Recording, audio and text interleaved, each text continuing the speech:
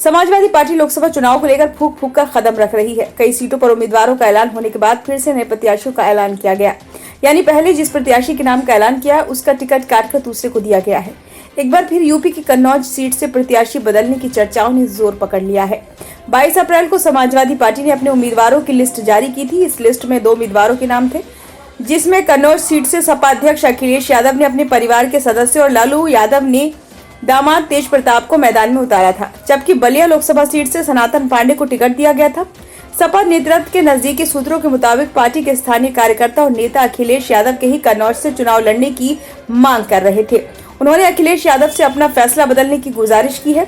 इसके चलते अखिलेश यादव ने खुद चुनाव लड़ने का फैसला लिया। हालांकि समाजवादी पार्टी की ओर से इसकी आधिकारिक घोषणा अभी नहीं की गई है। माना जा रहा है कि अखिलेश यादव 25 अप्रैल को कन्नौज सीट से नामांकन दाखिल कर सकते हैं। इससे पहले खबर ये भी थी कि समाजवादी पार्टी के राष्ट्रीय अध्यक्ष अखिलेश यादव लोकसभा चुनाव नहीं लड़ेंगे। इसके पीछे सियासी निहितार्थ है। वे उत्तर प्रदेश में नेता प्रतिपक्ष की भूमिका निभाना चाहते हैं और 2027 के विधानसभा चुनाव के लिए यूपी में बने रहना चाहते हैं।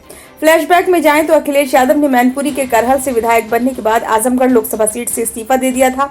उन्होंने नेता प्रतिपक्ष का पद खुद संभाला। चाचा शिवपाल के साथ आने के बाद नेता प्रतिपक्ष के पद को लेकर कयासबाजी शुरू हो गई, लेकिन वे अपने फैसले पर अडिग रहे।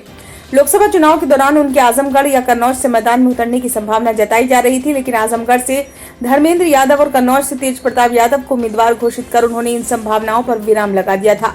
हालांकि इसके पीछे रणनीति बताई जा रही है। नेता प्रतिपक्ष के पास कैबिनेट मंत्री की तरह कई अधिकार होते हैं। प्रदेश की सियासत के आधार पर भी नेता प्रतिपक्ष का पद अहम माना जाता है, जबकि सांसद के पास निधि और कुछ विशेष अधिकारी होते हैं। अखिलेश यादव ने कन्नौज से तेज प्रताप यादव को मैदान में उतारकर पार्टी के अंदर किसी तरह के विरोध को उभरने से रोका है। कन्नौज से पहले डिम्पल यादव सांसद थी, लेकिन मुलायम सिंह यादव के निधन के बाद वे मैनपुरी से लोकसभा उपचुनाव लड़ी, जबकि यहां से तेज प्रताप सांसद रह चुके हैं। ऐसे में मैनपुरी के बदले कन्नौज देकर उन्होंने पारिवारिक एकजुटता का संदेश दिया। लोकसभा चुनाव के चौथे चरण में 13 सीटों के लिए अब तक 80 प्रत्याशियों द्वारा नामांकन पत्र दाखिल किए गए। ब्यूरो रिपोर्ट, नई दिल्ली।